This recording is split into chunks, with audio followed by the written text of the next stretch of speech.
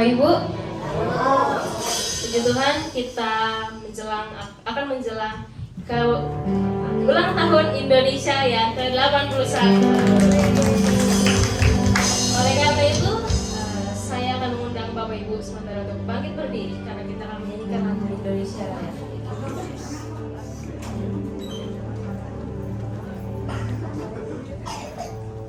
Boleh sikap sempurna kita menyanyikan lagu Indonesia Raya.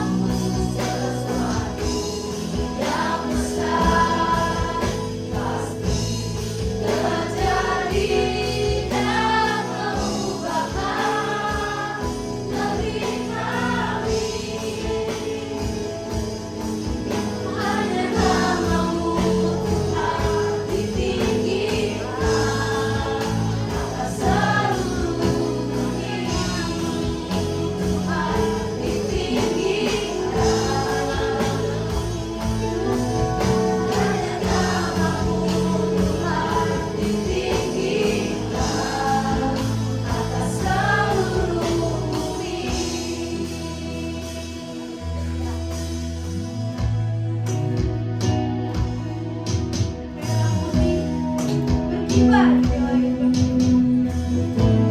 Jejak pahlawan tetap hidup.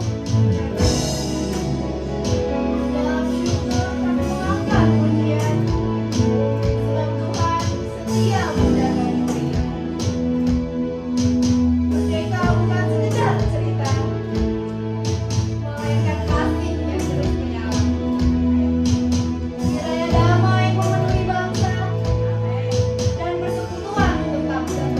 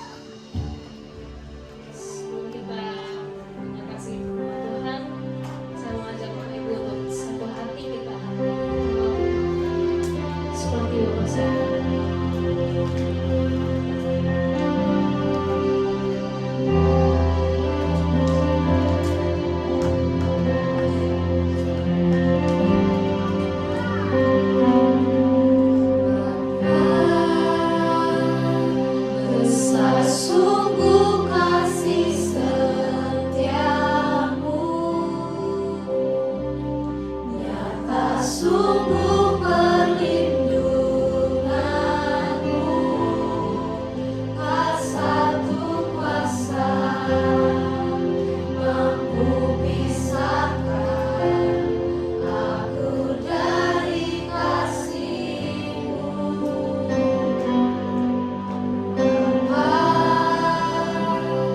Ajarku selalu hormati-Mu.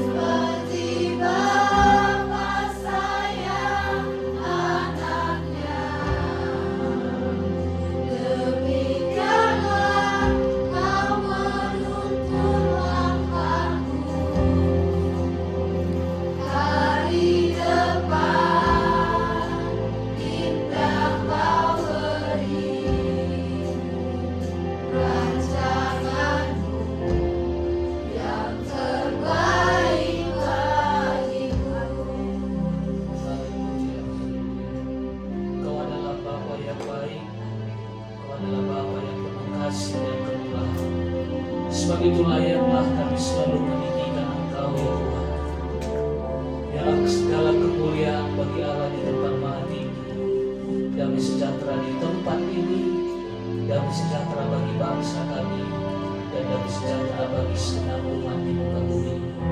Biarlah setiap mulut, setiap lidah, setiap kehidupan terus memasyurkan, meninggikan nama Tuhan. Kami sudah memuji, membesarkan Engkau. Sebentar kami rindu, kami butuh firman, supaya firman-Mu membuat kami menjadi pemuji, penyembah Allah yang hidup dalam roh dan kebenaran. Terima kasih, bersyukur kami benar, kami terima firman-Mu dalam nama Tuhan Yesus. Haleluya. Amin. Puji Tuhan. Bagaimana Bapak Saudara pada hari ini? Indah ya. Ya, ini luar biasa. Dari sejak muda mereka melayani Tuhan, dan pastinya siapapun yang hidup di dalam Tuhan terus berjalan dalam kemenangan ya. Jadi tetap semangat buat semua rekan-rekan yang melayani Tuhan, dan tetaplah terus melayani Tuhan dari sejak masa muda, dan orang tua juga teruslah melayani Tuhan. Melayani Tuhan bukan hanya ketika kita ada di altar, tetapi segenap hidup kita adalah pelayanan bagi Tuhan.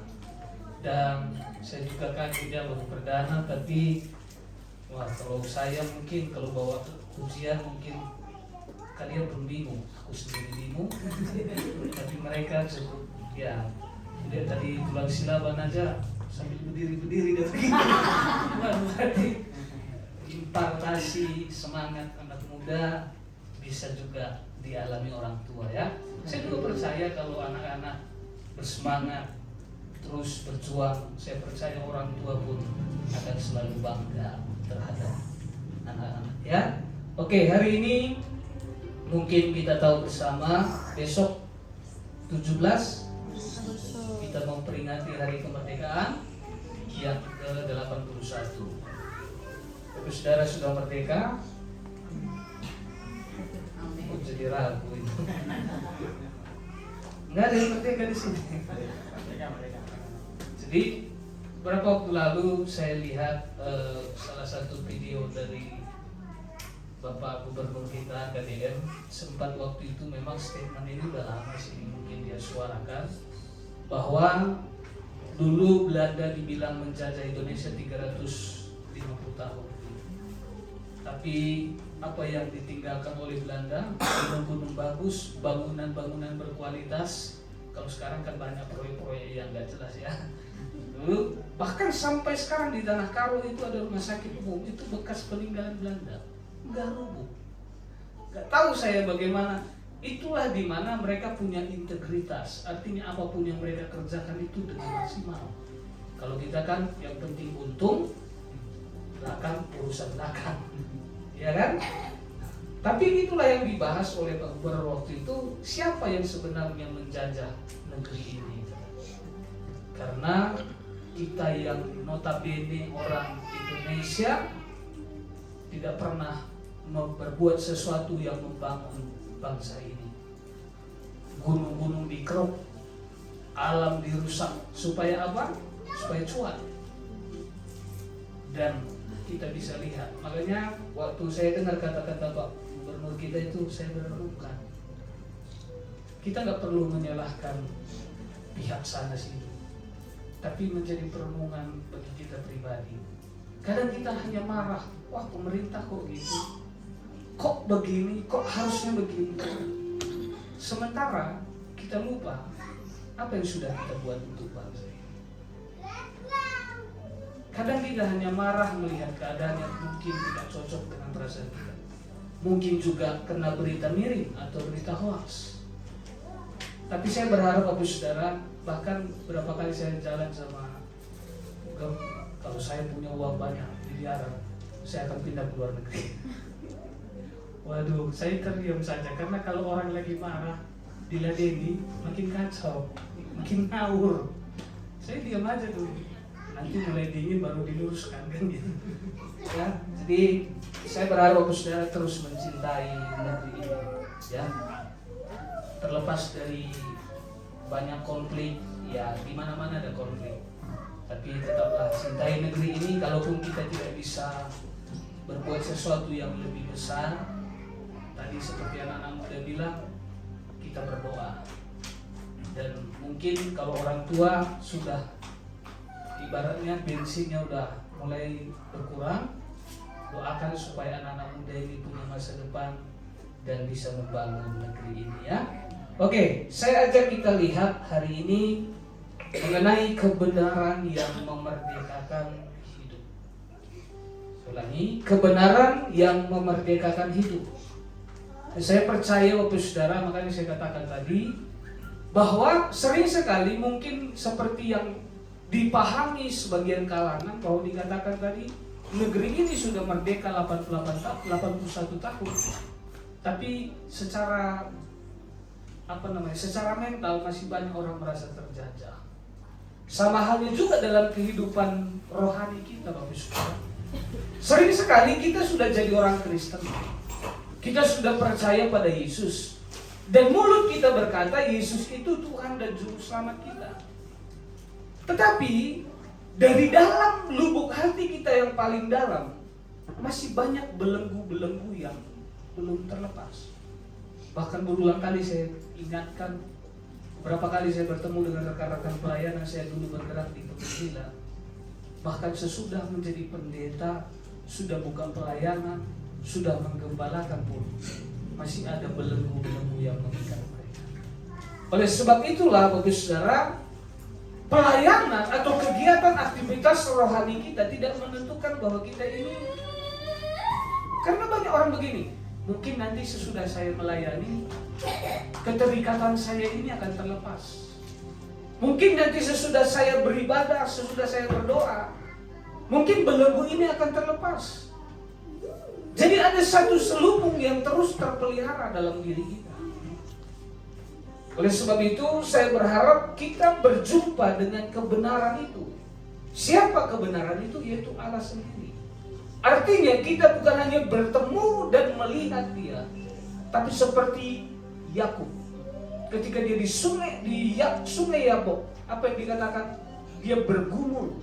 Dia tidak mau melepaskan Allah sebelum Allah memberkati dia. Jadi saya juga berharap Bapak Saudara, jangan berdoa asal berdoa, jangan bernyanyi asal bernyanyi, jangan beribadah asal beribadah, jangan hanya mendengarkan firman, hanya asal sebatas mendengarkan firman. Tapi Bapak Saudara harus menangkap sesuatu dari Allah. Kehadirannya, pribadinya, itu benar-benar ternyata kita alami secara pribadi. Oleh sebab itu sebelum kita lihat ke Lukas, saya rindu tema kita tahun ini apa? Ada yang ingat? Menjadi murid Kristus, disciple of Christ. Makanya saya taruh di handphone biar saya juga nggak lupa.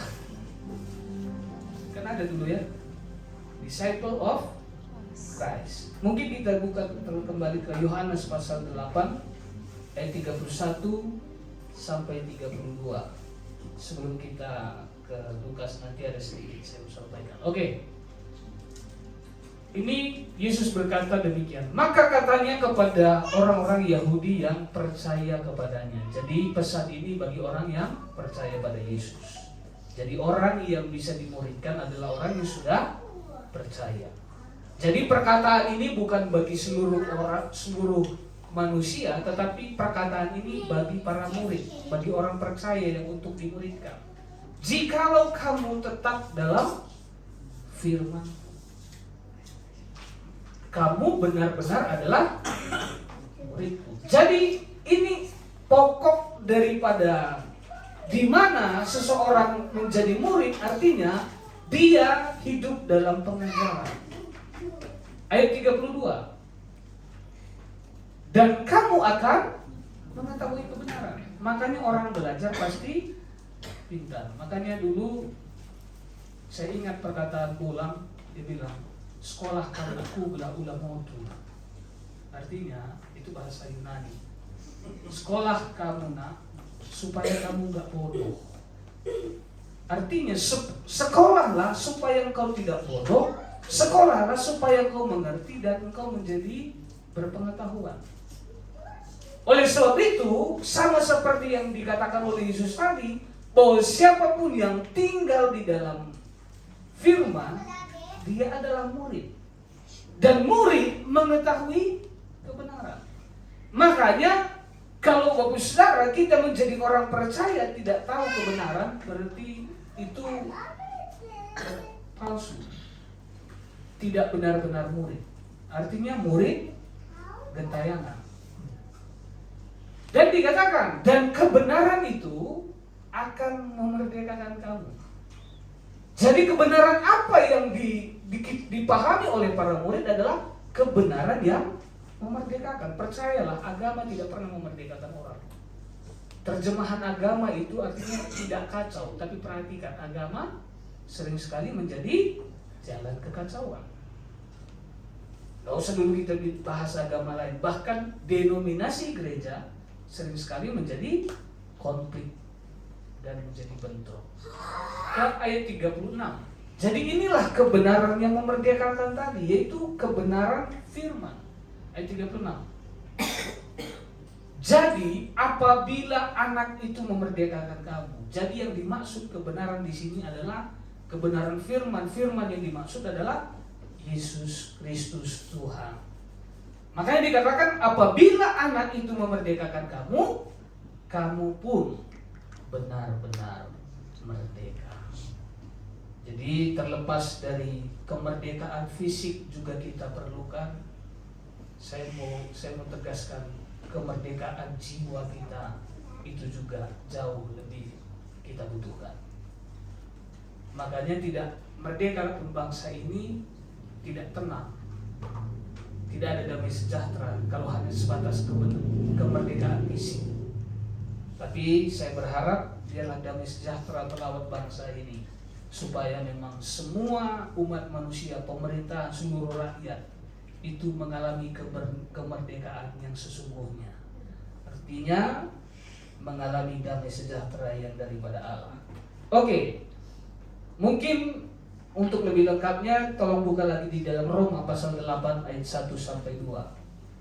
Jadi dikatakan tadi bahwa ketika anak memerdekakan kamu, kamu benar-benar merdeka. Artinya ketika Yesus memerdekakan kita, ketika Kristus membebaskan kita, kita benar-benar merdeka. Coba perhatikan, ini surat Paulus. Demikianlah sekarang tidak ada penghukuman.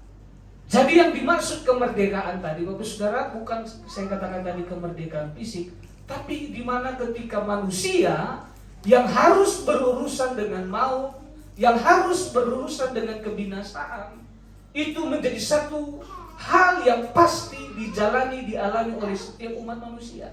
Tetapi setiap umat manusia yang dimerdekakan oleh anak atau Yesus tadi adalah orang-orang yang merdeka sesungguhnya dari apa? Demikianlah sekarang tidak ada penghukuman bagi mereka yang ada di dalam Kristus Yesus. Makanya tadi Yesus katakan bahwa siapapun yang tinggal di dalam firman-Ku, siapapun yang tinggal di dalam Yesus, dia benar-benar merdeka. Artinya bebas dari penghukuman. Penghukuman apa? Ayat 2 selanjutnya. Roh yang memberi hidup telah memerdekakan kamu dalam Kristus dari apa? Hukum dosa dan hukum maut. Bapak Saudara dengar, iblis pun, saya berulang kali mendoakan orang yang terikat atau dibelenggu dengan roh jahat. Iblis pun gemetar dengan suara maut. Mendengar kata maut, mendengar kata kebinasaan, seluruh kerajaan iblis itu gemetar. Upah dosa ialah maut. Makanya berulang kali saya katakan, iblis tidak pernah diciptakan oleh Allah. Tetapi iblis adalah malaikat yang memberontak terhadap Allah. Manusia juga tidak pernah ditetapkan Allah untuk mati, untuk binasa. Jadi jangan berpikir berarti Allah ini bagaimana dikatakan Allah itu kasih. tapi harus ada orang ke neraka. Kok ada manusia ke neraka? Kok ada manusia binasa? Bahkan mungkin dalam satu keluarga pun sering sekali terjadi demikian. Kenapa? Kalau memang Allah itu kasih, kalau memang Dia maha baik, kenapa manusia harus binasa? Kenapa manusia harus mati? Saya ulang kali katakan, tidak pernah itu ada dalam rencana Allah bagi manusia.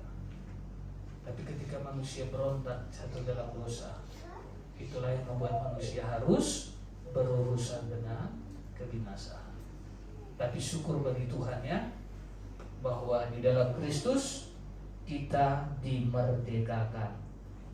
Makanya Bapak Saudara kalau belajar perjanjian lama, baik dari pembebasan bangsa Israel dari Mesir, sebenarnya itu satu gambaran supaya manusia ini mengerti bahwa pelepas, makanya disebut ia Mesias. Arti Mesias adalah yang diurapi, yang membebaskan umatnya. Makanya gak usah dulu agama lain pun mengakui bahwa Yesus adalah pembebas umat Kristen. Jadi berbahagialah kita karena kita adalah orang-orang yang sudah dimerdekakan, dan kebenaran itulah kebenaran yang memerdekakan hidup kita. Oke, kita lompat ke Lukas ya, pasal 22 ayat 47 sampai ayat 53. Mungkin saya baca saja secara perlahan sembari kita lihat, kita simak, kita perhatikan. Oke, dikatakan begini, waktu Yesus masih berbicara, ini peristiwa di Taman Getsemani. Beberapa minggu belakangan ini kan kita sudah belajar di mana ketika Yesus bersama dengan para murid di Taman Getsemani di minggu lalu, Yesus bilang kepada para murid supaya berdoa, tapi mereka tertidur. Tetapi Yesus membangunkan mereka untuk mereka berdoa supaya tidak jatuh dalam pencobaan. Jadi makanya di sini ketika Yesus masih berbicara, dikatakan tadi waktu Yesus masih berbicara, datanglah serombongan orang.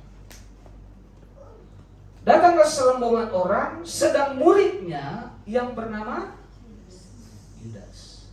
Jadi makanya kenapa saya mulai tadi bahwa mengenai pemuritan, karena tidak menutup kemungkinan ada juga yang berontak atau ada juga yang berkhianat dalam pemerintah. Dikatakan bahwa seorang dari ke-12 murid itu, si Yudas tadi, berjalan di depan mereka. Jadi mungkin selama ini dia ingin juga jadi pemimpin, ingin jadi yang terdepan. Kan pernah para rasul, murid-murid juga bentrok ribut gara-gara posisi. Pernah orang bentrok gara-gara posisi di gereja? Pendeta pun sering ribut gara-gara posisi di organisasi. Nah, para rasul juga sama. Mereka ingin menjadi yang terdepan, mereka menjadi orang yang diperhitungkan. Makanya story-story WA yang bisa kita lihat kan selalu itu validasi. Mau menunjukkan saya ini sedang baik, saya sedang aman, padahal sebenarnya hati kita lagi luluh lantang. Nah, jadi ini juga Yudas tadi, di sini dia dikatakan dia berjalan di depan. Jadi bukan lagi dia sebagai pengikut, tapi dia menjadi seorang pemimpin. Bayangkan seorang pengikut Kristus yang sehari-hari berjalan bersama Yesus, berubah menjadi pemimpin rombongan untuk menangkap Yesus. Betapa mengerikannya, saudara. Tapi itulah luar biasanya Tuhan, kita tidak pernah membenci siapapun. Dan kita pun diajar untuk tidak pernah dan dilarang membenci dalam hidup ini. Makanya di sini dikatakan bahwa ia berjalan di depan mereka. Dan apa yang dikerjakannya? Yudas mendekati Yesus untuk menciumnya. Jadi perhatikanlah. Mungkin Yudas berpikir satu perbuatan ini adalah perbuatan yang sebenarnya ini penuh dengan tipu muslihat. Ada maksudnya, ada udang di balik batu. Jadi di sini ciuman Yudas ini kepada Yesus itu bukan hanya sebagai tanda pengkhianatannya kepada Yesus, tetapi juga ini menjadi tanda penunjuk bagi rombongan itu bahwa siapa yang harus ditangkap. Mungkin tolong lihat dalam Matius 26 ayat 48 sampai 49. Mungkin di sini ini peristiwanya sama.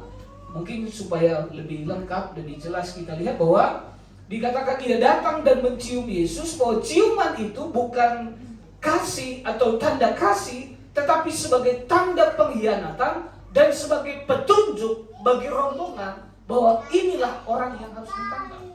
Makanya dikatakan ini, orang yang menyerahkan dia. Siapa yang menyerahkan dia tadi? Yudas, salah satu dari para murid, dari ke-12 rasul. Dikatakan telah memberitahukan tanda ini kepada mereka. Orang yang akan kucium, itulah dia, tangkaplah dia. Jadi bisa kita lihat bahwa ciuman dari Yudas ini bukan tanda kasih, bukan hanya sebagai tanda pengkhianatan kepada Yesus, tapi juga menjadi tanda petunjuk supaya bahwa inilah orang yang harus ditangkap. Yang tadinya dia pengikut Yesus, yang mungkin jadi ekor, ditawarkan jadi posisi kepala, dia menjadi pemimpin untuk menangkap gurunya sendiri. 49. Dan segera ia maju mendapatkan Yesus dan berkata, apa dikatakan? Salam merali. Lalu mencium dia. Waduh, ini memang munafiknya amat dalam. Makanya tidak menutup kemungkinan. Makanya berulang kali saya katakan, termasuk kemarin kami rapat, kita harus damai sejahtera dulu baru kita bisa melayani. Karena kalau enggak kita jadi orang munafik. Jadi jangan pelayanan kita juga pelayanan kemunafikan. Jangan ibadah kita pun ibadah kemunafikan. Dunia sudah penuh dengan sandiwara, kita masuk ke gereja pun main sandiwara. Semua penuh dengan skenario. Saya berharap Bapak Saudara, kita adalah orang-orang yang sudah merdeka, orang yang sudah diubahkan, orang yang sudah dipulihkan. Kembali ke Lukas tadi pasal 22 ayat 48-nya. Maka kata Yesus kepadanya, kepada Yudas yang mencium dia, "Hai Yudas, engkau menyerahkan anak manusia dengan ciuman?" Bapak Saudara, semua terbuka di hadapan Allah. Mungkin hidup saya tertutup bagi Bapak Saudara, mungkin juga kehidupan kalian tertutup. Suami, istri, itu banyak hal-hal yang mungkin tertutup, terselubung. Tapi Yesus itu adalah Tuhan, Dia Maha Tahu. Makanya dikatakan, "Hai Yudas, engkau menyerahkan anak manusia dengan ciuman." Jadi Bapak Saudara, Tuhan tahu dan mengenal kehidupan setiap pribadi secara utuh. Mungkin seorang suami, seperti ada pendeta yang almarhum baru meninggal mungkin beberapa bulan lalu, dikatakan 55 tahun saya menikah dengan istri saya, sampai hari ini saya belum mengenal istri saya sebagai manusia yang sesungguhnya. Nah, makanya proses pengenalan itu terus ya. Makanya kesepadanan itu sampai mati. Kapan lulus pernikahan? Ketika ada disor maragia. Jadi nggak ada kata lulus dalam pernikahan sebelum menenggoy, kata Nabi Jet. Kalau pacaran mungkin ada istilah putus sekalipun galaunya sampai ke ubun-ubun kan. Masa cinta-cinta apa dulu kalian bilang orang tua? Cinta monyet. Mereka bukan monyet. Cinta-cinta. Mereka manusia. Anak-anak kita manusia bukan monyet ya. Oke.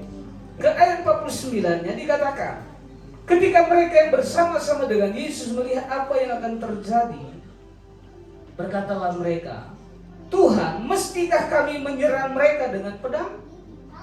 Nah, ini diingatkan kembali, padahal sebelumnya Yesus sudah mengajar mereka pola kerajaan Allah itu beda dengan pola kerajaan dunia. Kalau dunia itu membangun dirinya dengan kekuatan, dengan pedang. Tetapi kerajaan Allah tidak dibangun oleh pedang. tapi dibangun dalam kebenaran, dibangun dalam damai sejahtera. Makanya Yesus tidak pernah berkata untuk membangun kerajaan Allah itu taklukkan bangsa-bangsa dengan pedang. Bahkan para murid berkata, apakah cukup pedang ini? Karena di sini ada 2 pedang. Di situ saking Yesus merasa capek kali ya. Makanya paling capek memang ngajar orang ngeyel. Dikasih tahu ngeyel. Makanya terserah. Padahal Yesus berulang kali katakan untuk mengikut Yesus itu menyangkal diri, pikul salib, mengikut Yesus. Jadi inilah yang harus kita pahami. Makanya ini pun para murid masih gagal paham. Sehingga dikatakan apakah kami mesti menyerang mereka dengan pedang. Padahal sebelumnya Yesus sudah tekankan kerajaan Allah tidak demikian. Makanya kan sering sekali orang pun bingung dengan Kristen. Diludahi berkati. Saudara kalau dibuat begitu atau diludahi disiram pakai comberan. Ya. Kemarin saya mungkin inilah yang harus saya ingatkan kembali. Makanya Yesus pernah, kemarin saya terberkati sekali ada satu pesan firman ketika saya baca, dan makanya kadang pengalaman perjalanan hidup kita ini sering sekali bukan hanya memberkati kita pribadi, tapi juga bisa memberkati banyak orang. Jadi waktu saya lihat firman itu, ketika dikatakan kalau perkataan dikatakan bahwa kasihilah sesamamu, dan dikatakan kalau dibilang bukan benci musuh, tapi kasihilah musuhmu, berdoalah bagi mereka yang menganiaya kamu. Nah, mudah nggak mengikut Yesus? Sangat berat. Kita tidak dibangun dengan satu pembalasan apa yang dikatakan kalau ditampar kiri, apa dikatakan? Kasih ke kanan. Biar puas dia. Biar lengkap penderitaan, ditanggung. Nah, jadi kemerdekaan seperti apa yang dimaksud oleh kebenaran? Inilah yang harus kita pahami, saudara. Karena sering sekali sebelum kemerdekaan itu, sebelum kebenaran itu mengisi hidup kita, akan selalu ada belenggu-belenggu yang membuat merebut kemerdekaan kita. Jadi tidak mudah. Makanya Yesus juga tahu itu tidak mudah. Makanya Yesus juga berdoa bagi para muridnya, karena iman mereka pun pasti diuji. Karena iblis menuntut untuk menampi. Jadi saya juga tidak tahu bagaimana proses, bagaimana iman kita diuji dan dimurnikan. Tapi makanya berulang kali saya katakan, Allah itu ada dalam setiap proses kita. Allah itu ada dalam setiap pembentukan hidup kita. Sama seperti tadi nyanyi dikatakan seperti bapak sayang anaknya. Perhatikan bagaimana orang tua itu mendampingi anaknya dari bayi yang taunya nangis doang. Dia lapar nangis, kadang nggak bisa diterjemahkan sampai mamanya mungkin, oh ini kayaknya tanda, jadi mereka-reka. Artinya didampingi prosesnya dari dia hanya bisa nangis sampai terus pertumbuhannya. Sama. Bahkan waktu lalu saya gambarkan seperti dikatakan Alkitab bahwa seperti burung raja wali. Dia dibawa ke tempat yang tinggi dan kelihatannya jahat ketika anaknya itu dijatuhkan dari tempat tinggi. Dan coba lihat, ketika anak raja wali itu jatuh dan belum bisa terbang, induknya menyambar. Dan tidak sampai di situ, dikembalikan lagi, terus dilatih. Sehingga dalam pelatihan itu, ketika menghadapi badai, raja wali itu bisa terbang. Di ibadah keluarga kemarin saya katakan bahwa keadaan, ujian, tekanan kita bukan untuk meruntuhkan iman. Tapi sering sekali keadaan, tekanan itu menunjukkan seberapa kualitas iman. Saya berharap Bapak Saudara teruslah berjalan di dalam Tuhan. Kebenaran harus ada di dalam kita supaya kita benar-benar merdeka. 50 dikatakan, Dan seorang dari mereka menyerang hamba imam besar telinga orang. Dikatakan dan seorang dari mereka menyerang hamba imam besar sehingga putus telinga kanannya. Jadi rupanya para murid ini bukan hanya berbicara, mereka rupanya bergerak cepat, langsung bertindak sehingga telinganya terputus. Ayat 51. Tetapi Yesus berkata, sudahlah itu. Nah inilah memang paling susahnya mendidik orang ngeyel. Tapi Tuhan ini baik sekali. Berulang kali sudah dinasihati, tetap saja dalam tindakan kebodohan, tetap saja ngeyel.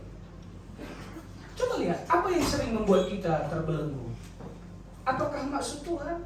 Enggak. Karena kita mencari dan mengambil ini. Sering sekali perhatikan, inisiatif kita sering sekali malah mempersulit diri kita sendiri.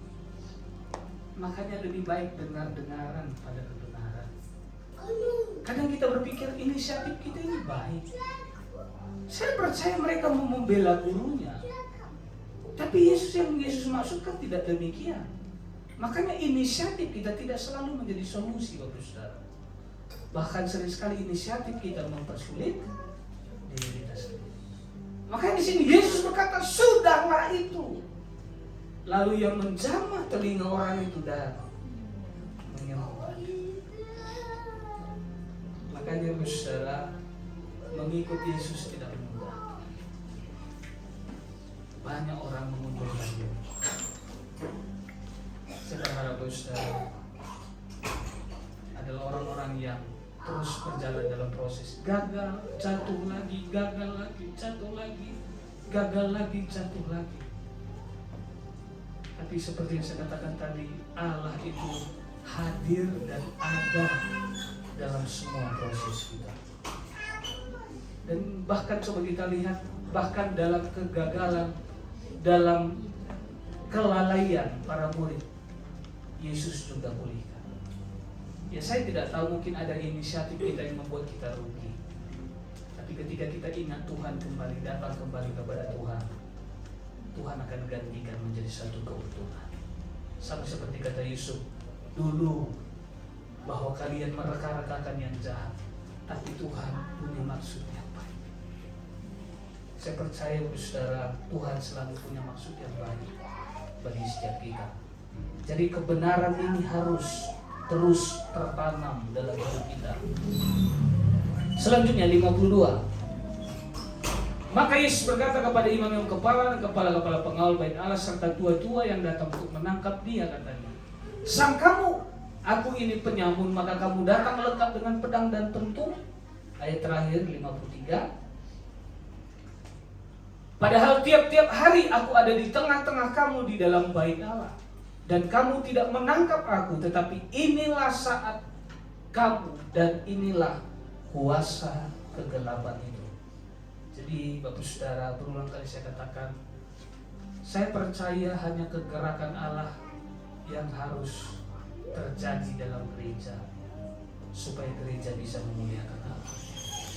Tapi kalaupun ada pergerakan dari si jahat, ini seperti yang Yesus katakan tadi, saya selalu ada di tengah-tengah kamu, aku ada di tengah-tengah kamu di dalam bait Allah. Kamu tidak menangkap aku, tapi inilah saat kamu. Artinya bahwa di mana iblis berkuasa, yang seperti yang dikatakan ketika iblis merasuk Yudas Iskariot. Tapi itu bukan hanya Yudas Iskariot, bukan hanya sekedar dirasuk oleh iblis, tapi iblis sudah mengendalikan Yudas Iskariot untuk menangkap Yesus. Jadi saya berharap Saudara, biarlah seperti yang dikatakan Paulus tadi, roh yang hidup yang memerdekakan kita dari kehidupan dosa dan kebinasaan. Saya undang kita sebagai berdiri, kita angkat satu lagu sebelum saya serahkan ke pemimpin pujian. Jadi biarlah kebenaran selalu bersuara di dalam jiwa kita. Biarlah kebenaran Allah, biarlah firman itu selalu bersuara, mengingatkan kita.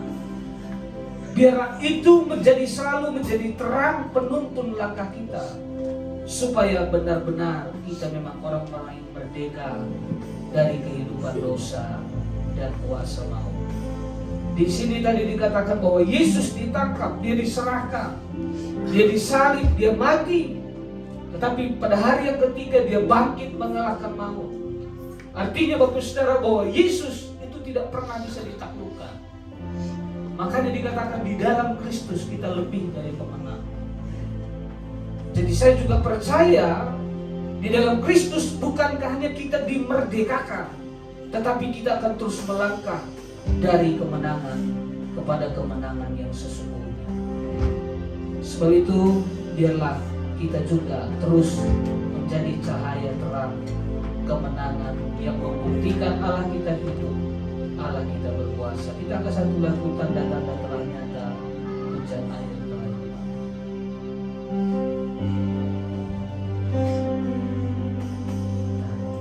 Tanda telah nyata, hujan akhir telah tiba.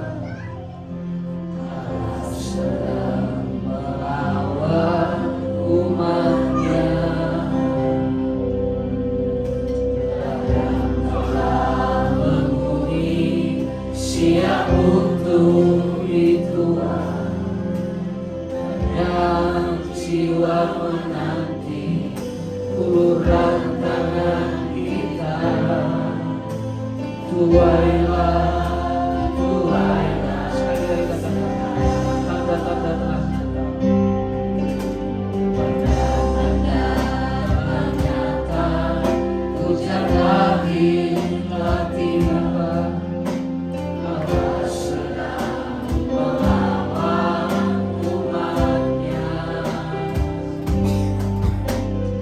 Yang telah menghuni siap untuk dituai. Berjanji jiwa menanti uluran tangan kita. Tuailah, tuailah sekarang.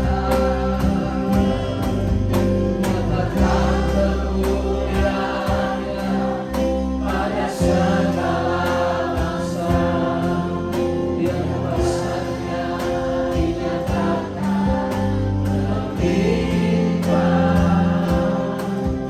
Bangkitkan gereja Tuhan pada sekelilingmu. Generasi ini selamat karya Tuhan. Ini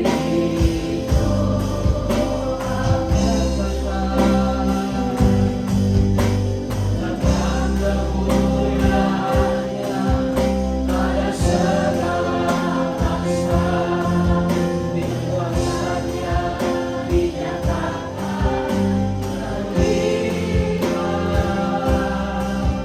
Bangkitkan gereja Tuhan pada sekelilingmu. Generasi ini selamat karya Tuhan.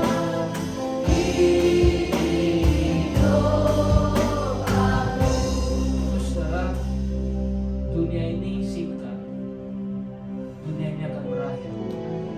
Bukan hanya manusia secara pribadi. Mungkin kemarin saya kaget, baru-baru saya lihat berita Kolombia yang gempa.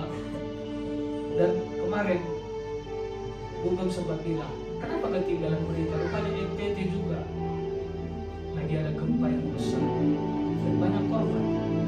Bapak Saudara, berulang kali saya katakan, adalah satu mengerikan bagi manusia ketika dia mengakhiri hidupnya. Waktunya habis, tapi dia belum mengenal dan terima Yesus. Itulah yang menggerakkan saya dari dulu saya pergi ke pedalaman sampai ke mana-mana. Karena saya selalu, dan saya berharap hati Tuhan itu ada dalam hidup. Ketika engkau melihat manusia tanpa Yesus, sekalipun dia kaya, sekalipun dia penuh dengan kemerdekaan daging, percayalah, tidak ada kemerdekaan hidup sebelum seseorang mengenal dan menerima Kristus. Jadi saya berharap saudara jangan abaikan orang-orang di sekitar. Bahkan saya juga sampai sekarang pergumulan saya banyak. Mungkin dari pihak keluarga saya pribadi itu banyak yang pendeta, tapi soal pendetanya kembali lagi. Ada yang pendeta statusnya soal perkenanan Tuhan itu kembali ke Tuhan. Tapi juga saya punya pergumulan keluarga juga, saya juga banyak yang belum percaya menerima Kristus. Makanya setiap kali saya melihat orang meninggal tanpa Yesus, di hati saya paling dalam itu saya menangis. Tapi kalau orang meninggal di dalam Yesus, saya tidak, kesedihan saya tidak hanya sesaat saja. Tapi dari ketika saya melihat orang meninggal tanpa Yesus, seperti memukul-mukul dada saya. Tapi saya tidak bisa berbuat apa-apa.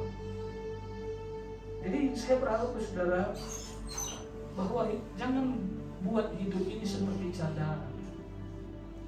Makanya hanya orang-orang yang diubahkan, orang-orang yang sudah merdeka akan dipakai Allah untuk memerdekakan memulihkan banyak.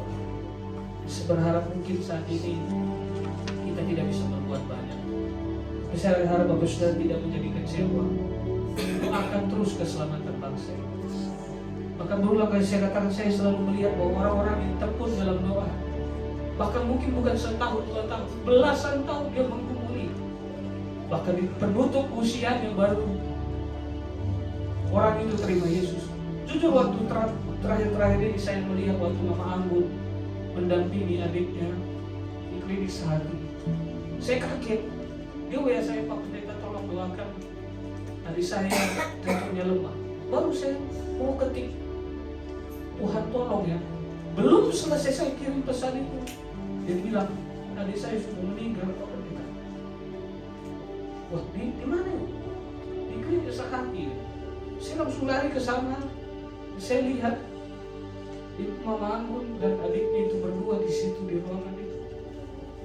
Dia selalu berdoa, Tuhan Yesus ampuni. Dia selalu panggil adiknya, dia minta ampun sama Tuhan Yesus. Mama Anggun dulu udah pernah cerita bahwa ini selalu jadi pergumulannya pribadi. Dia masih kerja ke PSD. Sampai gak kuat dia parkirkan motornya di dekat di Domang di perumahan Insan. Bahkan di penghujung waktunya itu ada satu kesempatan di mana momen Tuhan kasih dia bersama, dan saya lihat pertama kali saya sampai itu dia baru saya meninggal dan hangat badannya. Saya lihat air mata dia, air matanya mengalir di sini. Saya tidak tahu, tapi seperti yang saya katakan tadi, berdoalah bagi orang-orang yang kasih, karena sangat mengerikan ketika manusia habis waktunya tanpa Yesus. Jadi keuntungan terbesar ketika kita, kalaupun kita berakhir, kita di dalam Yesus, engkau sudah merdeka, engkau sudah hidup, dan hiduplah dalam kemerdekaan. Oleh karena nyatakan kemuliaan pada segala masa.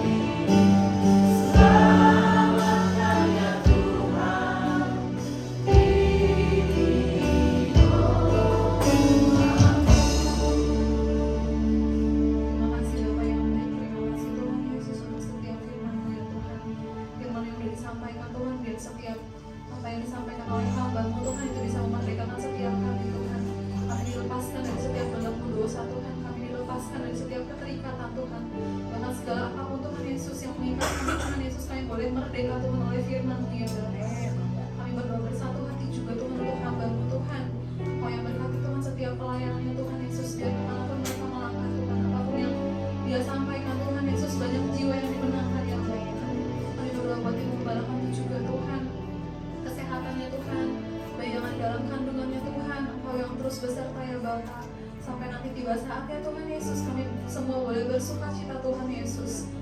Berkati memberkati juga setiap pekerjaan mereka Tuhan, apapun yang mereka lakukan, usaha bisnisnya Tuhan Yesus. Biar Tuhan Yesus yang selalu beserta ya Bapa. Terima kasih Allah yang baik, terima kasih Yesus. Kami sudah berdoa dan mengucap syukur hanya dalam nama Tuhan Yesus. Haleluya. Amin. Bapak Ibu silakan duduk kembali, kita mendengar pengumuman sepekan.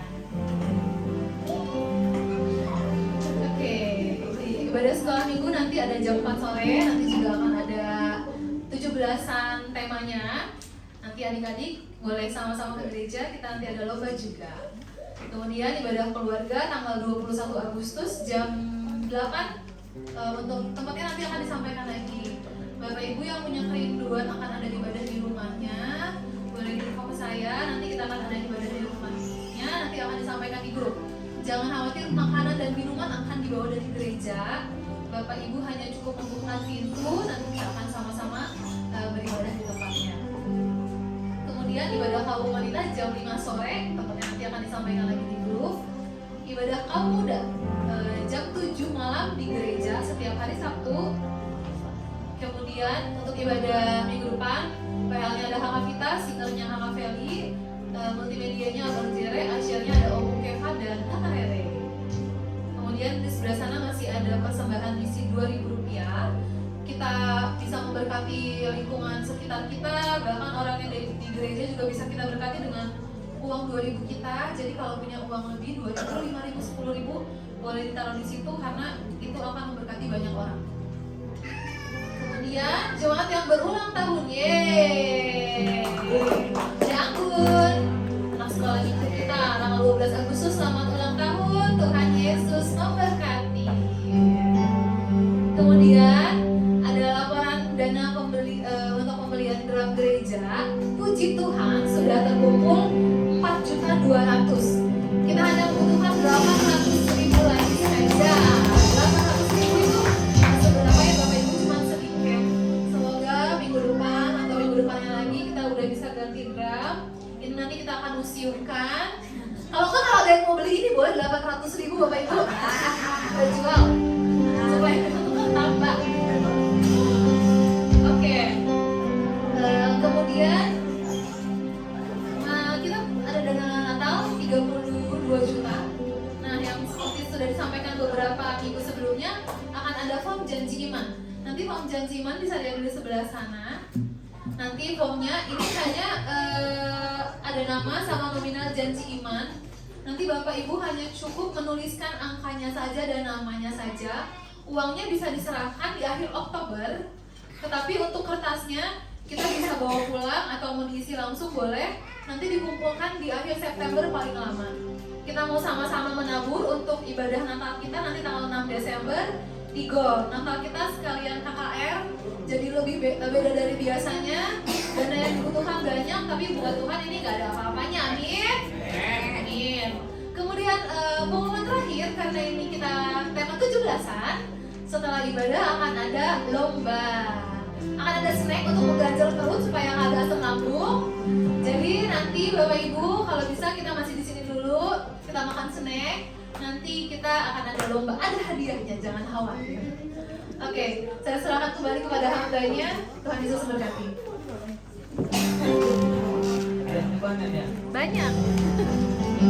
Dan pulang udah harus dapat hadiah dulu buat pulang kan. Oke, dan mungkin saya sedikit menambahkan lagi mengenai ibadah Natal kita memang butuh biaya yang lebih besar. Tapi kita terus berdoa, Tuhan cukupkan, dan karena memang nanti seperti yang beberapa kali saya katakan bahwa paduan suara dari tim paduan suara Serafim Jakarta akan datang melayani Bapak. Jadi kita doakan semua berjalan baik dan Tuhan memberkati semua. Saya undang kita bangkit berdiri, kita akan nyanyi ibadah. Ajaib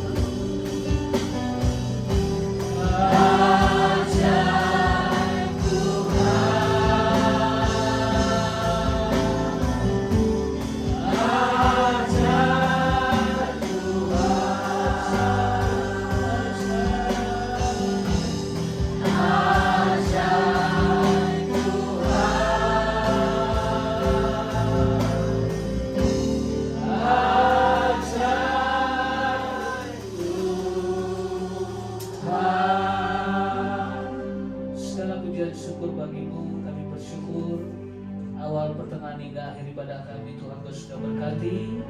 Berkat kasih setia Tuhan kekal bagi kami semua. Berkati semua rekan-rekan yang sudah melayani Tuhan. Biarlah dari sejak muda dan apapun yang mereka kerjakan bagi Tuhan, semua sangat berarti, semua berkenan dan memuliakan Tuhan. Berkati mereka, berkati masa depan mereka ya Tuhan. Bahkan hamba-Mu juga berdoa bagi setiap umat kekasih-Mu yang hadir hari ini. Tuhan, Kau mengenal setiap jalan hidup mereka. Kuatkan, teguhkan langkah kaki mereka Tuhan. Mungkin mereka sedang ada di dalam badai, tapi bersama Tuhan mereka akan mengalami damai sejahtera. Mereka akan luput, mereka akan lalui dengan kemenangan dalam kekuatan yang datang daripada Allah. Berikan mereka selalu hikmat. Biarlah kebenaran-Mu selalu menjadi suara yang hidup dalam jiwa mereka, supaya setiap langkah hidup mereka berjalan dalam kemenangan dan kemerdekaan. Berkati pribadi mereka, kehidupan secara pribadi. Berkati rumah tangga keluarga mereka. Berkati pekerjaan tangan mereka.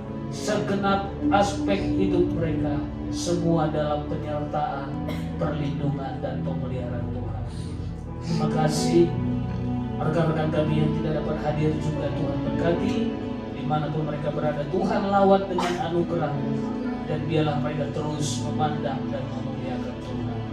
Terima kasih. Bahkan kami berdoa bagi Anggun yang ulang tahun, tumbuh kembangnya hidup dalam anugerah Tuhan dan masa depannya ada dalam tangan Tuhan.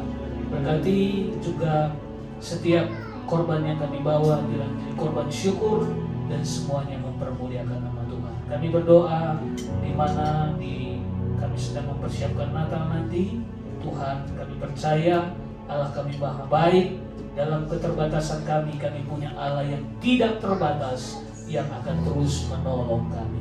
Berkati setiap apapun yang kami kerjakan, supaya kami dapat menabur dan kami dapat terus memuliakan Tuhan. Terima kasih Bapa di surga. Bahkan juga kami berdoa bagi bangsa kami, di mana di esok hari bangsa ini sudah merdeka 81 tahun. Biarlah kemerdekaan sejati datangnya daripada Allah. Kami tahu Tuhan turut bekerja di mana bagi para pahlawan yang bagaimana mereka berjuang bagi bangsa ini. Bahkan sampai hari ini Tuhan turut bekerja bagi bangsa kami. Selamatkan, pulihkan bangsa kami ya Tuhan. Terima kasih juga Tuhan, berkati pekerjaan-Mu di tempat ini. Tuhan terus menolong, Tuhan yang terus buka jalan, dan biarlah kami dapat menjadi berkat bagi rumah Metro Cibunar Parung Panjang, diberkati oleh Tuhan. Kami juga bersyukur di hari ini, di mana perayaan ulang tahun IPD Sahabat Allah yang ke-68 tahun. Terima kasih buat anugerah Tuhan, dan kami percaya IPD Sahabat Allah juga akan terus mengagungkan, membesarkan nama Tuhan, dan semakin hari semakin memuliakan Tuhan. Bersyukur jika sebentar kami akhiri ibadah kami, dan ketika kami pulang juga ke tempat kami masing-masing, Tuhan menyertai, memelihara kami tiba di rumah kami, membawa berkat sukacita, damai sejahtera Allah, kebenaran Allah terus memelihara dan terus ada dalam kehidupan kami. Oleh sebab itu Bapak Saudara, sebelum kita akhiri semuanya, kiranya Tuhan menyinari engkau dengan wajah-Nya dan memberi engkau kasih karunia. Tuhan menghadapkan wajah-Nya bagimu dan memberimu damai sejahtera. Terimalah segala berkat rahmat sejahtera dari Allah Bapa, cinta kasih Allah yang sempurna dan kekal di dalam Yesus Kristus Tuhan kita, dan dengan persekutuan dengan Roh-Nya terus menyertai kita sekalian mulai siang hari ini sampai selama-lamanya. Allah setia menyertai, memelihara, memberkati hidupmu, keluargamu, dan segala pekerjaan tanganmu.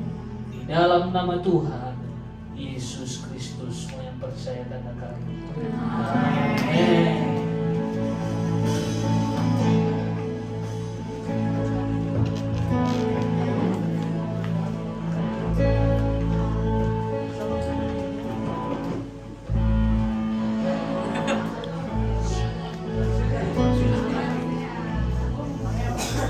Mari Bapak Ibu kita kita sama-sama nyanyikan lagu Bendera.